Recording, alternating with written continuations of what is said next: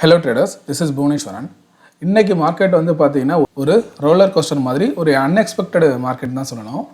Market வந்து இன்னைக்கு start ஆகும்போது நம்ம ஆல்ரெடி Bank-Nifty இன்னைக்கு வந்து Bank-Niftyயோட எக்ஸ்பைரி நம்ம வந்து எந்தெந்த லெவல் சொல்லியிருந்தோம் அப்படின்னு பார்த்தீங்கன்னா, ஸோ இது வந்து ஃபஸ்ட்டு சப்போர்ட் சொல்லியிருந்தோம். அதாவது 20,800 இருக்கு இல்லையா, இது வந்து ஃபஸ்ட்டு சப்போர்ட் சொல்லியிருந்தோம். அதே போல் 20,650 இந்த ரேஞ்சு 650 ஐ திங்க், ஆமாம் இதுகிட்ட ஓகேவா, 650 இந்த ரேஞ்சு பார்த்தீங்கன்னா செகண்ட் சப்போர்ட் அப்படிங்கிற மாதிரி சொல்லியிருந்தோம்.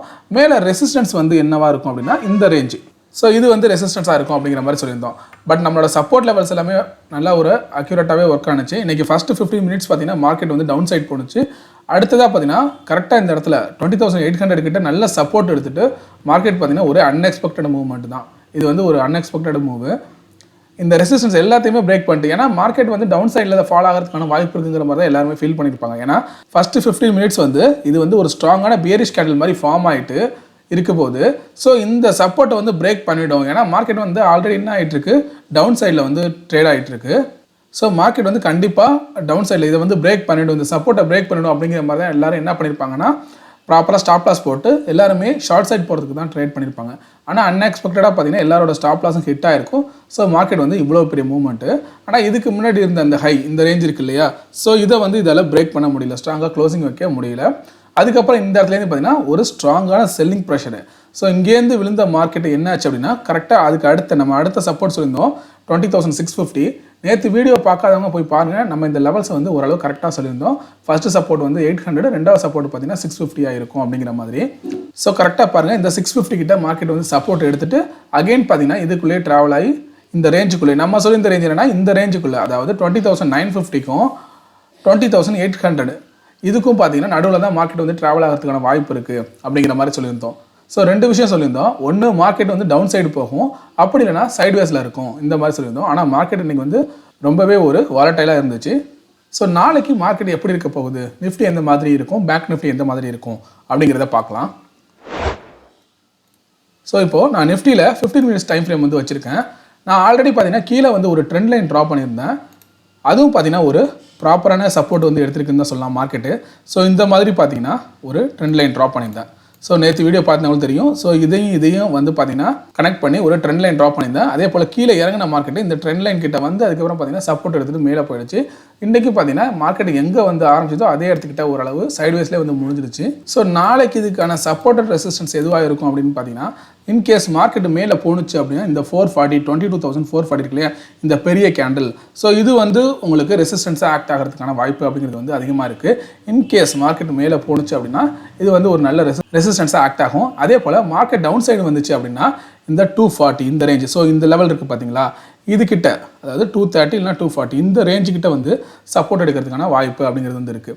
ஸோ நாளைக்கான மார்க்கெட் வந்து எதுக்கிட்ட இருக்கும் அப்படின்னு பார்த்தீங்கன்னா 22,430 இல்லைனா 440க்கும் அதே போல் 22,225 இந்த ரேஞ்சுக்கும் நடுவில் பார்த்தீங்கன்னா ட்ராவல் ஆகிறதுக்கான வாய்ப்பு அப்படிங்கிறது வந்து ரொம்பவே அதிகமாக இருக்குது. அதே போல் இந்த ட்ரெண்ட் லைனையும் ட்ரா பண்ணிக்கோங்க. நம்ம ட்ரா பண்ணியிருந்தோம் இல்லையா, அந்த ட்ரெண்ட் லைன் ட்ரா பண்ணிக்கோங்க. அதை பேஸ் பண்ணி மார்க்கெட் வந்து சப்போர்ட் எடுக்கிறதுக்கு வாய்ப்பு இருக்குது. இன்கேஸ் அதை பிரேக் பண்ணிச்சுன்னா ஃபர்தராக பெரிய ஃபால் வந்துடும் அப்படிங்கிறத எக்ஸ்பெக்ட் பண்ண வேணாம். ஏன்னா அடுத்த சப்போர்ட்டுங்கிறது வந்து இருக்குது. இந்த சப்போர்ட்டையும் ஸ்ட்ராங்காக பிரேக் பண்ணால் மட்டும்தான் பார்த்தீங்கன்னா அடுத்த ஃபால் அப்படிங்கிறது வந்து வரும். ஸோ கரண்ட்டாக 15 மினிட்ஸ் டைம் ஃப்ரேம், அதாவது ஸ்மாலர் டைம் ஃப்ரேமில் பார்த்தீங்கன்னா இப்போதைக்கு மார்க்கெட் வந்து ஒரு டவுன் சைடில் தான் வந்துகிட்டு இருக்கு. ஆனால் இதுக்கு முன்னாடி இருந்த இந்த லோ வந்து இன்னும் டச் பண்ணல, ஓகேவா, இதுதான் இதுக்கு முன்னாடி இருந்த லோ. ஸோ இந்த லோவுக்கும் இந்த ஹைக்கும் நடுவில் தான் மார்க்கெட் வந்து ட்ராவல் ஆகிட்டு இருக்கு. இதை வந்து பிரேக் பண்ணால் தான் ஃபர்தராக அடுத்த புதுசாக ஒரு லோ வந்து வைக்கிறதுக்கான வாய்ப்பு இருக்குது. ஸோ அதனால் இன்கேஸ் மார்க்கெட் இந்த சப்போர்ட்டை பிரேக் பண்ணாலும் ஃபர்தராக இதை வந்து ஒரு சப்போர்ட்டாக வச்சு கூட மார்க்கெட் வந்து திரும்ப சப்போர்ட் எடுக்க ட்ரை பண்ணலாம். மார்க்கெட் வந்து இந்த சப்போர்ட் லைனை இந்த ரேஞ்சை வந்து பிரேக் பண்ணிடுன்னு சொல்லிட்டு இமீடியட்டாக நீங்கள் புட் ஆப்ஷன் போக வேணாம். இதையும் ஸ்ட்ராங்காக பிரேக் பண்ணால் மட்டும் ஃபர்தராக நீங்கள் வந்து ஷார்ட் சைட் போகிறதுக்கு வந்து ட்ரை பண்ணி பாருங்கள். ஸோ நெக்ஸ்ட்டு வீக்லி சிபேர் வந்து வச்சு பார்ப்போம். அது நமக்கு எதை இண்டிகேட் பண்ணுது அப்படிங்கிற மாதிரி பார்க்கலாம். ஸோ இப்போது வீக்லி சிபேர் வந்து நான் பிளாட் பண்ணியிருக்கேன். இதில் பார்த்திங்க அப்படின்னா மார்க்கெட் இன்றைக்கி கிட்டத்தட்ட இந்த S1 கிட்ட தான் வந்து சப்போர்ட் எடுத்துகிட்டு போயிருக்கு. நம்ம ஆல்ரெடி சொன்ன மாதிரி நம்ம நேர்த்தியாக சொல்லியிருந்தோம், மார்க்கெட் வந்து இந்த சிபிஆருக்கு கீழே தான் ட்ரேட் ஆகிட்டு இருக்கு. ஸோ லாங் ஆப்ஷன் மார்க்கெட் வந்து மேலே போகும், லாங் சைடு போகும் அப்படிங்கிறதுக்கான வாய்ப்பு அப்படிங்கிறது வந்து ரொம்ப கம்மி. ஸோ மார்க்கெட் வந்து ஒன்று சைட்வேஸில் போகலாம், இல்லைனா ஷார்ட் சைடு போகலாம். அதுக்கான ஆப்பர்ச்சுனிட்டி கிடைக்கிறப்ப மட்டும் ட்ரேட் பண்ணுங்கள் அப்படிங்கிற மாதிரி சொல்லியிருந்தோம்.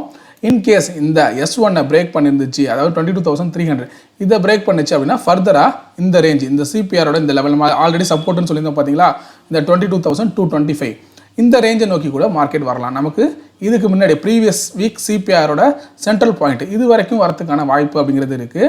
ஸோ இந்த ரேஞ்ச் இதை பிரேக் பண்ணாலும் இந்த S1 பிரேக் பண்ணாலும் அடுத்தது இந்த ரேஞ்சு 22,220 இல்லை 225 இந்த ரேஞ்சுக்கு வரும். ஸோ இதை பிரேக் பண்ணால் மட்டும்தான் பார்த்தீங்கன்னா ஃபர்தராக புது லோவை வந்து ஃபார்ம் பண்ணும்.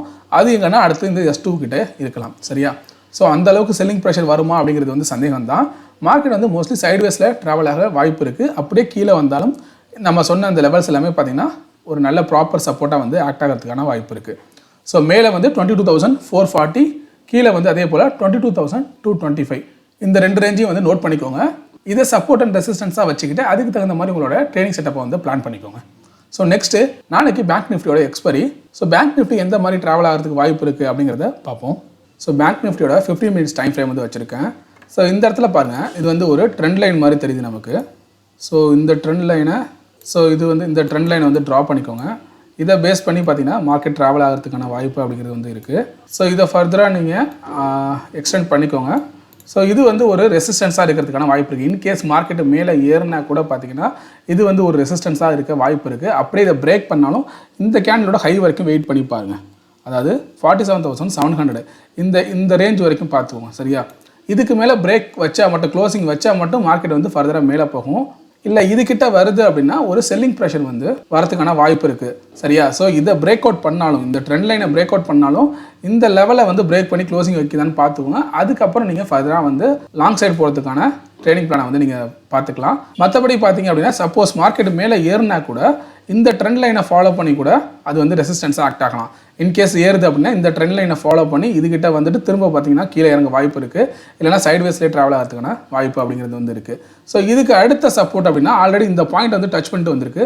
ஸோ இதை வந்து நோட் பண்ணிக்கோங்க. இது வந்து மேஜரான சப்போர்ட்டாக இருக்கிறதுக்கான வாய்ப்பு அப்படிங்கிறது வந்து அதிகமாகவே இருக்குது. ஸோ நாளைக்கு மார்க்கெட்டுக்கான சப்போர்ட் அண்ட் ரெசிஸ்டன்ஸ் மேஜராக பார்த்தீங்கன்னா இந்த 46,850 வச்சுக்கோங்க. ஓகேவா? அந்த 850 அதே போல் இதுக்கு வந்து இந்த ரேஞ்சை வச்சுக்கோங்க. சரியா? 750. ஸோ இந்த ரேஞ்சுக்குள்ளே 47,750 46,850 இதுக்குள்ளே மார்க்கெட் ட்ராவல் ஆகிறதுக்கான வாய்ப்பு அப்படிங்கிறது வந்து அதிகமாக இருக்குது. நம்ம ஆல்ரெடி சொன்ன மாதிரி மார்க்கெட் இன்கேஸ் மேலே போகுது அப்படின்னா இந்த ட்ரெண்ட் லைன் கிட்ட ஒரு செல்லிங் ப்ரெஷர் வந்துச்சு அப்படின்னா ஃபர்தராக நீங்கள் வந்து ஷார்ட் சைடுக்கான ஒரு ட்ரேடிங் என்ட்ரியை வந்து எதிர்பார்க்கலாம். வித் ப்ராப்பரான ரிஸ்க் ரிவார்டை ஃபாலோ பண்ணிக்கோங்க. தென் சிபிஆரை வந்து நம்ம பிளாட் பண்ணி பார்ப்போம். அதில் நமக்கு என்னென்ன லெவல்ஸ் தெரியுது அப்படிங்கிறத பார்க்கலாம். ஸோ இப்போ நம்ம வீக்லி சிபிஆரை வந்து பிளாட் பண்ணியிருக்கேன். இப்போ இதுவும் பார்த்தீங்க அப்படின்னா சிபிஆருக்கு கீழே தான் ட்ரேட் ஆகிட்டு இருக்கு. அதே போல் மார்க்கெட் இந்த S1 கிட்டேருந்து சப்போர்ட் எடுத்து மேலே போனது இந்த சிபிஆர் லெவல்ஸை தாண்டி க்ளோசிங் வைக்க முடியல. ஃபர்தராக இந்த இடத்துல ஒரு செல்லிங் ப்ரெஷர் வந்து திரும்ப பார்த்தீங்கன்னா இதே இடத்துக்கு வந்துருச்சு. ஸோ இதுவும் பார்த்தீங்கன்னா S1 கிட்ட ட்ராவல் ஆகிட்டு இருக்கு. ஃபர்தராக இதுக்கு கீழே க்ளோசிங் வச்சுது அப்படின்னா மார்க்கெட் திரும்ப இந்த ரேஞ்சு நம்ம ஆல்ரெடி சொன்ன மாதிரி இந்த S2வும் ப்ரீவியஸ் வீக்கோட சென்ட்ரல் பிவோட் ரேஞ்சும் பார்த்தீங்கன்னா கிட்டத்தட்ட ஈக்குவலாக இருக்குது. இந்த லெவல் வரைக்கும் வரதுக்கான வாய்ப்பு இருக்குது. அதாவது நம்ம ஆல்ரெடி சொன்ன மாதிரி 46,750. ஸோ இதை கேர்ஃபுல்லாக நோட் பண்ணிக்கோங்க இந்த லெவல்ஸ் எல்லாத்தையும். அதே போல் நம்ம சப்ஸ்கிரைபர் ஒருத்தவங்க இந்த சிபிஆர் செட்டிங்ஸ் பற்றி கேட்டிருந்தாங்க.